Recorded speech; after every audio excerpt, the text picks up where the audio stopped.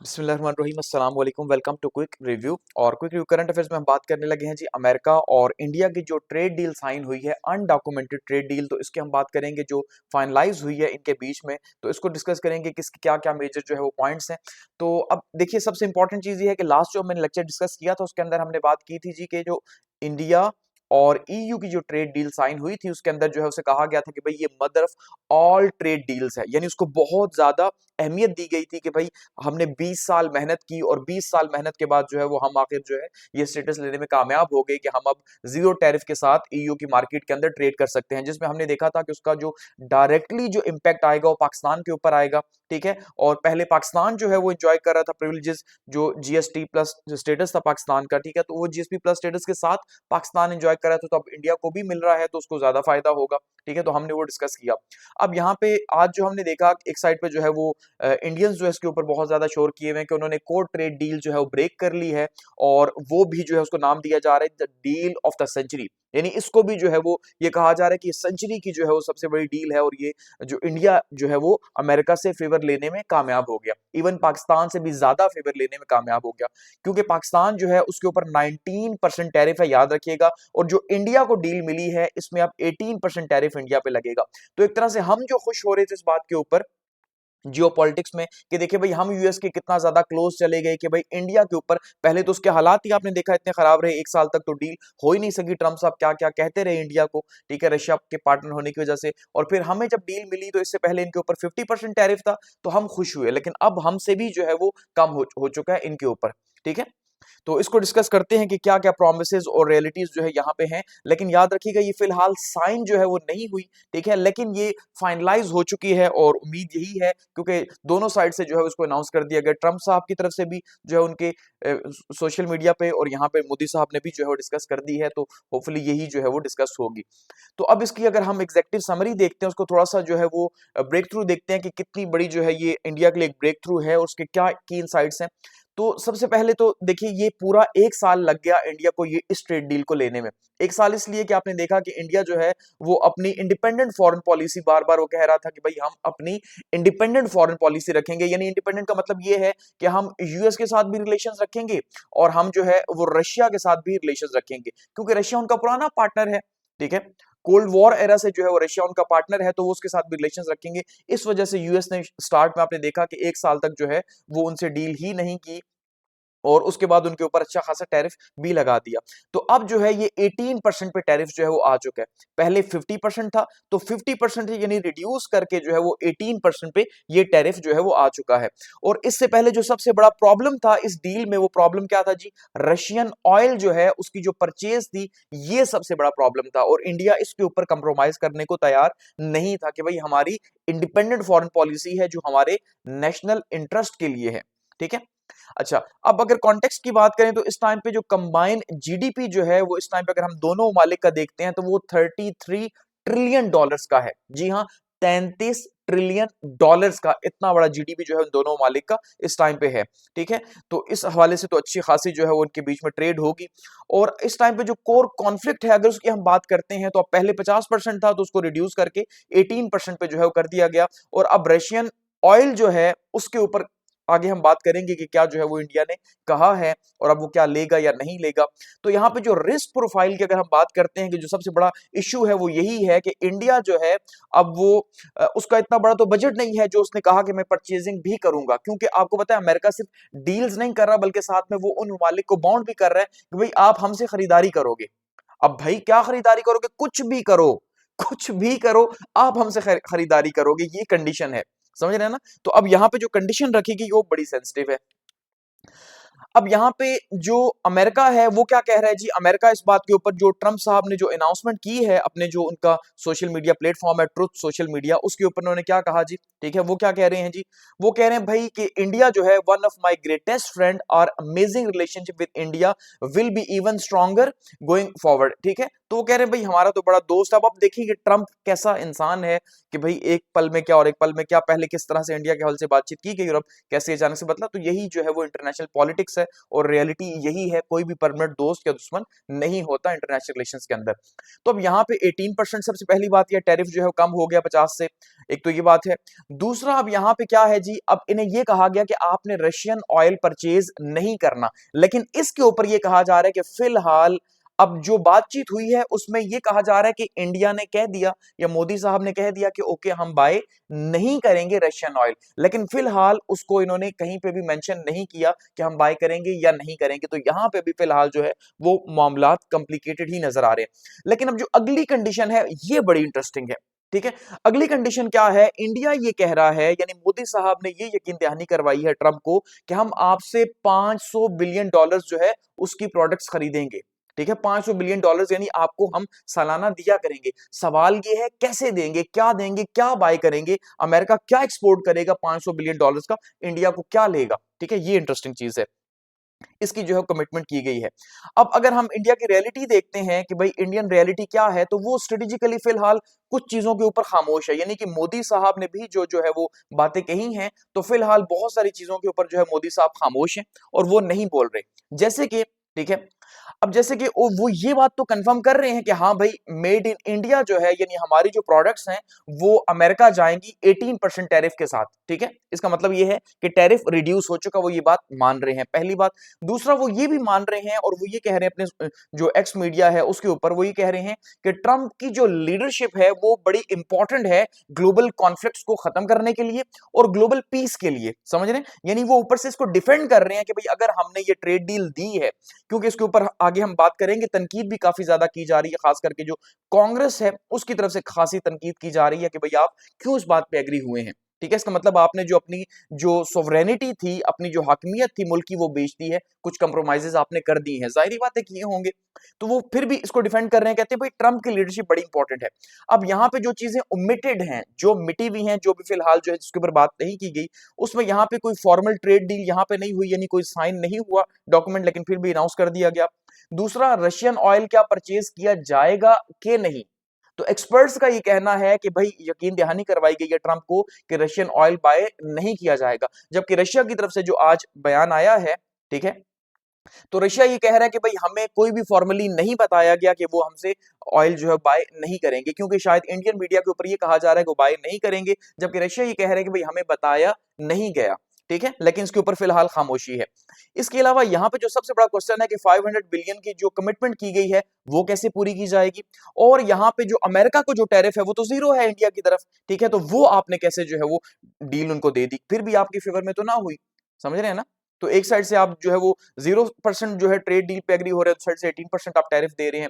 अब यहाँ पे जो सबसे इंटरेस्टिंग चीज है वो क्या है कि 500 बिलियन की जो इस टाइम पे जो फिजिकल फैंटेसी है, अगर इसकी बात करते हैं, तो क्वेश्चन ये है, जो एक्सपर्ट्स का कहना है कि इंडिया का टोटल जो एनुअल गवर्नमेंट बजट है वो है 590 मिलियन। ठीक है, यानी 590 अरब डॉलर्स जो है वो उसका बजट है टोटल। तो 500 अरब डॉलर वो अमेरिका से कैसे जो है वो इंपोर्ट्स करेगा, एक क्वेश्चन है, क्वेश्चन तो हकीकत है कि 590 अरब का टोटल बजट है डॉलर्स का। ठीक है, तो 500 डॉलर बिलियन की वो जो है कैसे परचेसिंग करेगा, इसका मतलब ये अनरियलिस्टिक है, समझ रहे हैं ना, यानी ये रियलिटी से परे है, कमिटमेंट्स कर दी गई हैं, लेकिन अब सबसे बड़ा क्वेश्चन ये है, तो ये जो प्लेज किया गया है 85% जो बजट है इंडिया का, कि भाई वो 85% बजट का मतलब ये है कि अमेरिका पे लगाएंगे और अमेरिका से कुछ ना कुछ बाय करेंगे, चाहे वो एग्रीकल्चर हो, चाहे वो जो है वो उनका ज्यादातर तो डिफेंस ही होता है। ठीक है, बड़ी बड़ी जो पेमेंट्स होती हैं जो डिफेंस पे बाय करें, कुछ भी करें, उन्होंने करना ही करना है, हर साल 500 अरब डॉलर जो है वो उन्होंने अमेरिका को देने हैं। ठीक है, और उसके बदले में कुछ बाय करना, ये कंडीशन है। तो यहां पे बहुत बड़ा प्रॉब्लम है। अब इस टाइम पे करंट जो यूएस एक्सपोर्ट्स हैं, यानी जो इंडिया को वो चीजें भेज रहा है, वो भेज रहा है जी 41 बिलियन डॉलर्स की, समझ रहे हैं, और जो गैप बन रहा है, जो अब इस टाइम पे रिक्वायरमेंट जो 500 बिलियन डॉलर्स की पूरी अगर करेंगे, तो इसका मतलब है 1150% मजीद अमेरिका को इंडिया को चीजें बेचनी पड़ेंगी, 1150%, और इंडिया बाय भी करेगा। कंडीशन यही है कि इंडिया बाय करेगा, तब जाके 500 बिलियन डॉलर का जो है ये टारगेट पूरा होगा। तो यहां पे ये जो है ये अनरियलिस्टिक इसको कहा जा रहा है कि कैसे पूरा होगा, ये तो है एक कंडीशन। दूसरी साइड पर अगर हम बात करते हैं द जियोपॉलिटिकल कॉस्ट, इसकी जियोपॉलिटिकल कॉस्ट क्या आएगी, और रशिया का जो ऑयल है क्या वो इंडिया लेगा कि नहीं, तो फिलहाल ये कहा जा रहा है कि भाई इंडिया जो है वो रशियन ऑयल नहीं लेगा, और उसके बदले में ट्रंप ने, आपने देखा कल भी बयान दिया कि इंडिया अब क्या करेगा जी, इंडिया रशियन ऑयल की जगह वेनेजुएलियन ऑयल जो है वो परचेज करेगा, वही वेनेजुएला जिसके सदर साहब को जो है वो अमेरिका उठा के ले गया। सो इसका मतलब ये है कि अल्टीमेटली वेनेजुएला से लिया तो वेनेजुएला यूएस के कंट्रोल में है, तो अल्टीमेटली इंडिया ने यूएस से लिया। ठीक है, तो इसका मतलब यही अब समझा जाएगा कि वेनेजुएला से वो लेगा, तो अब रशिया से वो नहीं लेगा। अब जो यूएस क्लेम कर रहा है वो कह रहा है भाई इंडिया जो है उस बात पे एग्री हो चुका है कि वो अब नहीं लेगा। अब फिलहाल इसको फिलहाल पब्लिक नहीं किया जा रहा।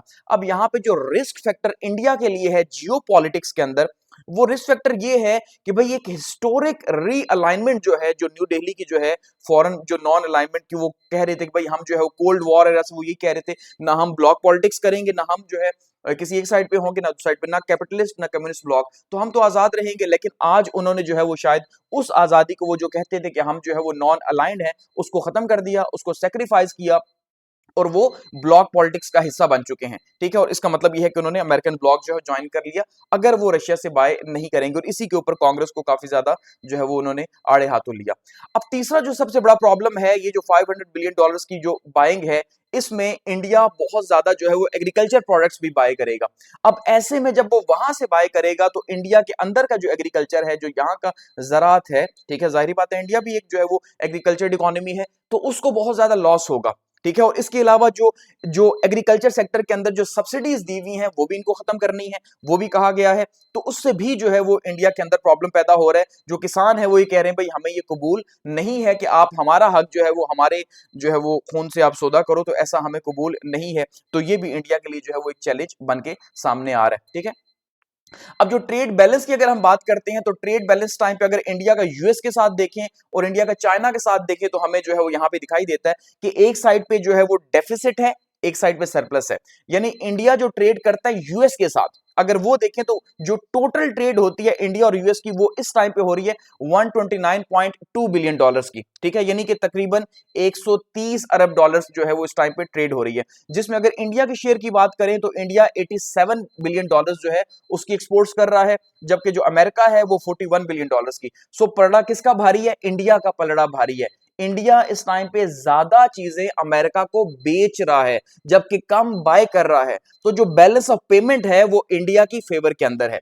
ठीक है, इसका मतलब यहां पे सरप्लस है। वहीं पे अगर हम चाइना की बात करते हैं तो इन दोनों की जो टोटल ट्रेड है वो है 127.7 बिलियन। ठीक है, इसका मतलब ये है कि तकरीबन तकरीबन आसपास ही को बहुत ज्यादा फर्क नहीं है। लेकिन यहाँ पे जो फायदा है वो क्या है जी, वो चाइना को है कि चाइना जो है वो ऑलमोस्ट 95 बिलियन जो है वो सरप्लस में जा रहा है और इंडिया 95 बिलियन के लॉस में जा रहा है। अब इंडिया ये चाहता है या अमेरिका ये चाहता है कि ये जो इतना पैसा 95 बिलियन जो है वो चाइना की तरफ जा रहा है, तो वो भी हमारी तरफ कन्वर्ट होके आए और वो जो परचेजेस चाइना से होती हैं वो भी इंडिया हमसे करे, क्योंकि इंडिया की कंडीशन पक्की है कि भाई उसने 500 बिलियन जो है वो अमेरिका को देने ही देने हैं डॉलर्स। ठीक है, अब वो कैसे किस मद में देगा, वो इसी तरह से दे सकता है। ठीक है, अब अगर यूएस की एक्सपोर्ट्स हम देखें जो इंडिया को भेजी जा रही है, उसमें ऑयल है, फ्यूल्स हैं, ठीक है, और प्रीशियस स्टोन्स हैं, जबकि इंडिया जो चीजें एक्सपोर्ट कर रहा है फार्मा है, पर्ल्स हैं और मशीनरी वगैरह जो है वो एक्सपोर्ट कर रहा है। तो अब इसको आगे किस तरह जो है वो स्ट्रक्चर दिया जाएगा, इंपॉर्टेंट है। अब अगर हम कंपैरिजन करते हैं, कंपैरेटिव एडवांटेज देखते हैं टैरिफ का, तो इस टाइम पे आप इस रीजन में अगर देखिए, रीजनल पॉलिटिक्स में आप देखिए, तो इस टाइम पे इंडिया सबसे ज्यादा एज में जा रहा है इस डील के बाद। आप ये कह सकते हैं चाइना पे 34% टैरिफ है। ठीक है, इस टाइम पे बांग्लादेश पे 20% टैरिफ है, वियतनाम पे 20% टैरिफ है, पाकिस्तान पे 19% टैरिफ है और अब इंडिया पे कितना टैरिफ है जी? 18%। सो इसका मतलब है इस पूरे रीजन के अंदर अगर कोई विनर की शक्ल में सामने आए, अगर ये ट्रेड डील हो जाती है तो वो इंडिया होगा। इसका मतलब सबसे स्ट्रॉन्ग पार्टनर इस रीजन के अंदर कोई अमेरिका का सामने आएगा तो अल्टीमेटली वो यूएस होगा।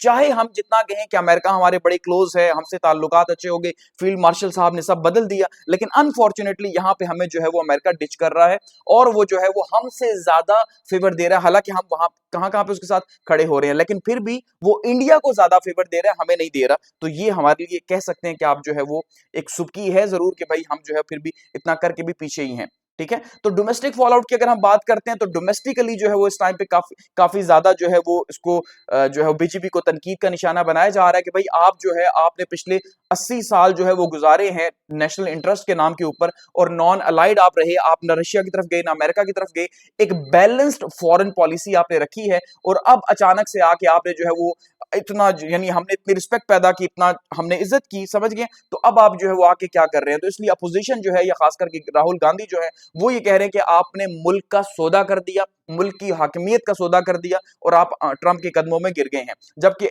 मोदी साहब का ये कहना है कि भाई ये हमारा जो विजन है 2047, एक साल जब कंप्लीट हो 100 साल कंप्लीट हो जाएंगे इंडिया की आजादी को, तो उसका विजन है।